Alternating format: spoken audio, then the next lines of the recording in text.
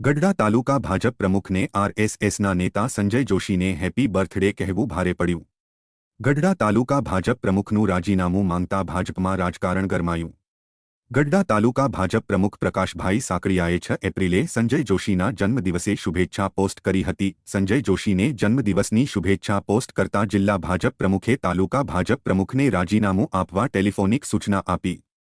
તાલુકા ભાજપ પ્રમુખ પ્રકાશભાઈ સાકળિયાને વર્ષોથી સંજય જોશી સાથે સંબંધો હોવાથી જન્મદિવસની આપી હતી શુભેચ્છાઓ। રાજીનામું આપવાની સૂચના ટેલિફોનિક અપાઈ છે, પરંતુ રાજીનામું આપ્યું નથી કારણ મેં કંઈ ખોટું કાર્ય કર્યું નથી, માટે રાજીનામું આપવાનું કોઈ કારણ નથી। રાજીનામાની વાતને લઈને ગઢડા તાલુકા ભાજપ પ્રમુખ પ્રકાશભાઈ સાકળિયાએ આપ્યું નિવેદન। કદાચ સાંજ સુધીમાં ગઢડા તાલુકા ભાજપ પ્રમુખની નવી જાહેરાત થાય તેવી શક્યતા। પ્રકાશભાઈ સાંકળિયા ગઢડા તાલુકા ભાજપના પ્રમુખ છે। પ્રકાશભાઈ, છેલ્લા 2 દિવસથી આપને પાર્ટી દ્વારા કઈ સૂચના આપવામાં આવી છે કે પ્રમુખ તરીકે રાજીનામું આપવાની વાત છે, શું કહેશો?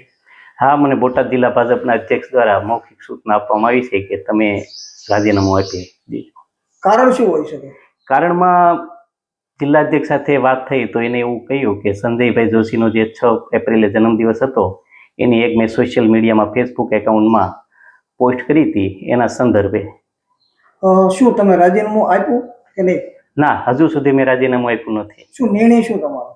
હવે નિર્ણયમાં પાર્ટી જે પ્રમાણે કહે એ પ્રમાણે, પણ હજુ મેં રાજીનામું આપ્યું નથી અને મારો અંતરાત્મા એમ કહે છે મેં કોઈ એવું ખોટું કાર્ય કર્યું નથી, મારે રાજીનામું શા માટે આપવું? પ્રકાશભાઈ, આપને લિખિત પાર્ટી દ્વારા જાણ કરવામાં આવી છે કે ટેલિફોન? ના ના, મૌખિક જ તે, રૂબરૂ તે મૌખિક।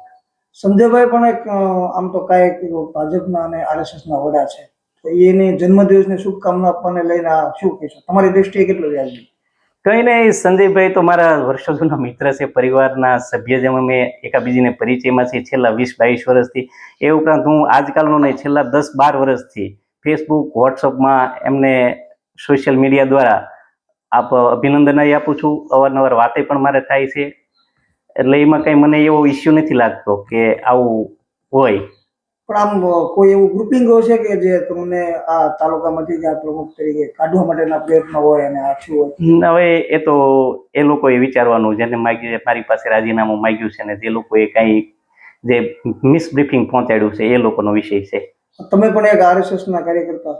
હા, હું 25 વર્ષનું મારું સંઘાયું ખરું આ સંઘમાં।